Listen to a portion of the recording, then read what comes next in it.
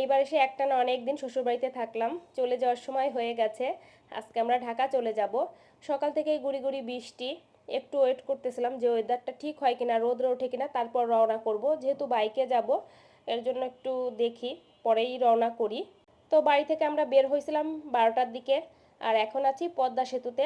আর বেশি টাইম লাগবে না, মানে ভাঙা থেকে আমাদের বাসায় যেতে সময় লাগে ওই 1.5 ঘন্টার মতো সব মিলিয়ে। যদিও আসার সময় বাসে এসেছিলাম, এর ভিতর তো তন্নার পাপা 2বার বাসায় যায়। তো লাস্ট যেবার যায় ওইবার আসার সময় বাইক নিয়ে আসে। তো আমি ভেবেছিলাম এত ব্যাগপত্র নিয়ে কিভাবে যাব, আমার ইচ্ছা ছিল না, ভাবছিলাম যে বাসেই আমরা দুইজন চলে যাব, ওর পাপা বাইক নিয়ে যাবে।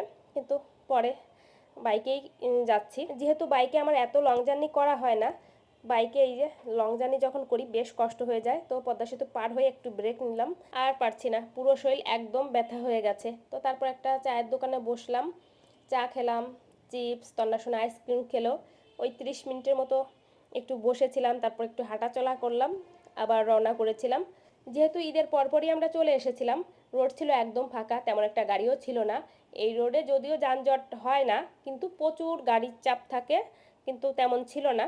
তো তারপর বাসায় চলে আসি, আর এসে প্রথমেই ব্যালকনিতে দেখলাম একদম অবস্থা খারাপ। যেহেতু অনেক দিন আমি বাসায় নেই, হয়তো অনেক বৃষ্টি, ঝড় বৃষ্টিও হয়েছে, কিন্তু গাছগুলোর দিক তাকিয়ে একদম মনটাই ভালো হয়ে গেল। দেখুন বেলি ফুল গাছটা পুরো গাছে একদম ফুলের কলি দিয়ে ভরা। বৃষ্টি হওয়ার কারণে গাছের লুকটাই চেঞ্জ হয়ে গেছে, সবুজ সতেজ, দেখেই ভালো লাগছে। কিন্তু এখন পরিষ্কার করতে অবস্থা খারাপ হয়ে যাবে। সব গাছই মোটামুটি ঠিকঠাক আছে। আর ফ্রিজ থেকে সবজি বের করতে গিয়ে দেখলাম, জানি যে সবজি একটা ভালো থাকবে না, তো একদম পচে গলে অবস্থা শেষ। এমনকি এই যে ড্রয়ারটাও এখন পরিষ্কার করতে হবে, রান্নাবান্না করতে হবে। আজকে এসে অন্য কিছু বাদ দিয়ে মানে রান্না বান্না আগে বসিয়ে দিয়েছি, ভাবলাম কাজকর্ম পরে করা যাবে, আগে রান্না বান্না করে নিই। আর এইবার আসার সময় আর খাবার দাবার নিয়ে আসিনি, এর জন্য ভাবলাম আগে একটু খাওয়া দাওয়া করে পেট ঠান্ডা করি, তারপর বাকি কাজকর্ম। এইদিকে তন্না সোনারও ভীষণ ক্ষুধা পেয়ে গেছে। ওকে আজকে আর স্নান করাবো না, এমনি ফ্রেশ ট্রেশ করে ড্রেস চেঞ্জ করিয়ে দেবো, কারণ ওয়েদার এমনিতেই ঠান্ডা, আর বাইকে তো অনেক বাতাস লেগেছে। তো আমার সমস্ত কাজ বাজ কমপ্লিট করে ফ্রেশ হতে হতে সন্ধ্যার মানে পার হয়ে গিয়েছিল। তারপরেও শান্তি, যখন সব কিছু গোছানো একদম পরিষ্কার থাকে তখন তো ভীষণ ভালো লাগে। আর আমি যখন বাড়ি থেকে আসি তখন একবারে দেখা যায় রুমের ঝুলটুল খুব সুন্দর করে ঝেড়ে পরিষ্কার করি, মানে একদম ডিপ ক্লিন করি।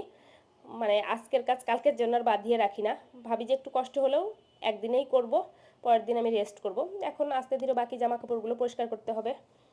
তো চলুন ভিডিওটা এই পর্যন্তই, সবাই ভালো থাকবেন, নতুন ব্লগে দেখা হবে। আজকের মতো